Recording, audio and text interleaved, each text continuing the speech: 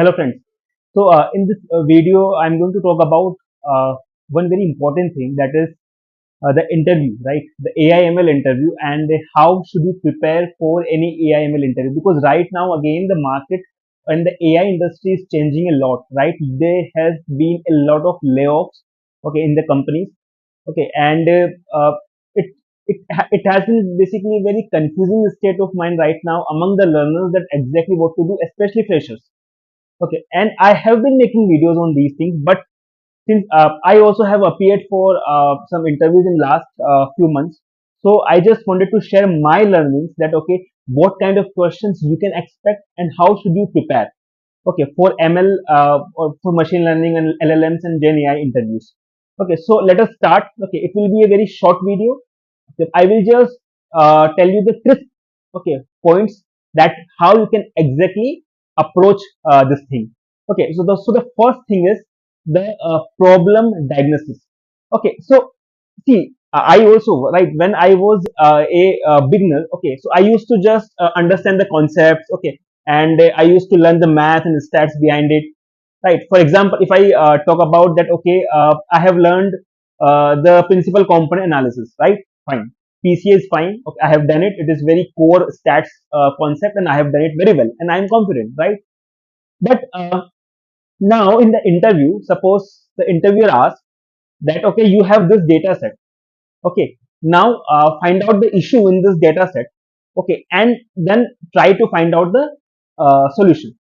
Now, first of all, the interviewer has not given you any kind of problem, okay, or the issue with the data set or the model. You have to uh, diagnose that problem and then provide the solution. Or the interviewer can ask that, okay, feature selection could be one of the issues. That okay, there are some irrelevant features. So what will you do? So now you need to know that for feature selection there are few techniques. Okay, then you need to recall PCA. Okay, all right. So basically here the thing is that they will not ask PCA directly.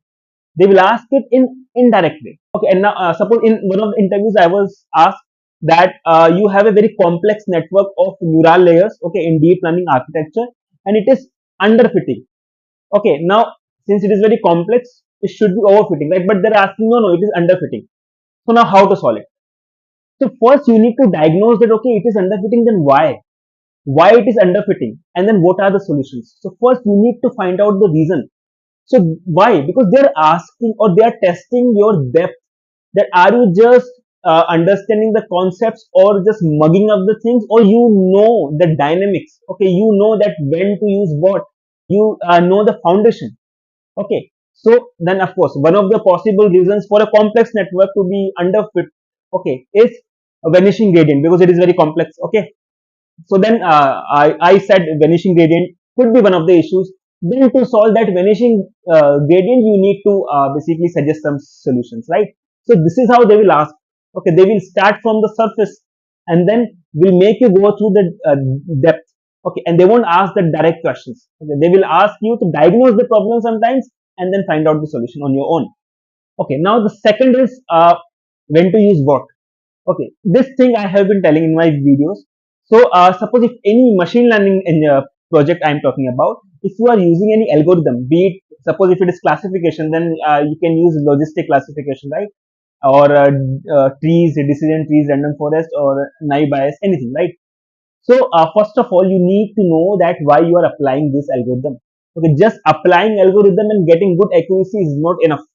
They will ask you that why this algorithm is better, or why you chose this algorithm first. Then how are you comparing them? Okay, sometimes you need to do the trade-off. Suppose the logistic regression is giving you the accuracy of 85% and decision tree is giving you the accuracy of 86.2%, suppose. So there is a difference of 1.2%, right? But still they might ask that if you have to choose any one of these algorithms, which one will you choose? Now you can't decide only based on an accuracy difference of 1.2%. There might be other trade-offs where you can choose logistic. Okay, so you need to understand the whole basically framework, that okay, when to use which algorithm and how to do the trade-offs. Okay, so that's your second thing. Okay, that you need to go in depth for any algorithms reasoning. Okay, for every decision you need to take a basically a reason. Okay, You need to know that. Okay. Next, very important thing, that is the production mindset. I have been telling this also. So production mindset means if you are suppose building a model, okay, in Jupyter notebook, okay, that's what beginners use, okay, Jupyter notebook suppose, okay. So right now you are building it from a mindset of student, okay, that okay, I just need to train it and get some accuracy number, that's it, and then that's what I will put in my resume. But of course, see, now the market has changed. Now you need to build the project while keeping the production thing in mind. Okay, what does it mean? It means that okay, right now you are focusing only on accuracy, right? But that's not enough. You also need to focus on the output it will give during the deployment or after deployment in the production. Okay. Another thing is data leakage. That is, I'm just taking some example, right? Suppose right now you have some features which you are using to train the model, right? For example, I can say that suppose if you are doing any fraud, or suppose you are doing any churning, okay, you are doing a prediction for the churning, right? Right now, the customer churning, right? Now, suppose one of the features, okay, in your data set is number of calls made 2 days before the churning by the company to the customer. Okay, that is one of the features, right? But do you really think in the production, when we don't know when the customer will go out, right? When we don't know the exact date, then how you can get the number of calls 2 days before the churning in the production?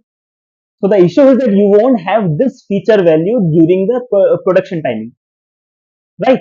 So you can't use this feature to train the model right now. So you need to first of all understand that what features you will have during the production and then do it. Another thing for LLM or Gen AI cases, you need to understand the latency and cost and their trade-offs. Okay. Another thing, you are fine tuning a very big model, okay, on your laptop or suppose something like that. But if what if you have some memory constraint during the production? So you need to take care of these things, or at least you need to mention these things in your project details, so that if interviewer asks, then we can say that yes, I thought about it, and this is what we can do. Sometimes you might not be able to simulate the exact production conditions in your simple project, but at least you should have an idea that what will you do if that thing occurs. Okay, that's the third thing. So I wanted to tell you these 3 points. Okay, very crisp points and very very important. You should take care of these things in your ML projects or any AI project, basically for interviews. Okay, if you are taking care of these things, then your project will be very strong. So if you are sitting in an interview, then it will be very difficult for interviewer to ignore your project. Okay, so this is what I always focus on, even in my free sessions and in my and I will do the similar thing. Okay, because I have seen that this is what the beginners are facing. Okay, so in my next paid cohort that I am going to conduct soon. Okay, I am going to basically build a machine learning project. Okay, live. Okay, and I will also make the learners or the joinees do that project. Okay, end to end. Okay, and that's where I will also talk about these concepts of that what will you or what you should focus on for interviews basically process. Okay, so all these things I will teach. Okay, and the production mindset and the reasoning of algorithms, everything, okay, while doing that project only in this session. So it will be a 6 week live cohort. Okay, so the waiting list for that cohort is already there, the link for the browser and the waiting list form is there in the description of this video. So if you want, you can go and register for the session waiting list. Okay, those who will be in the waiting list. So when it will be announced, okay, then you will get the founding and lower price for that. Okay, so just if you want such AIML career advices and the concept clarity, follow and subscribe to Concepts of AI.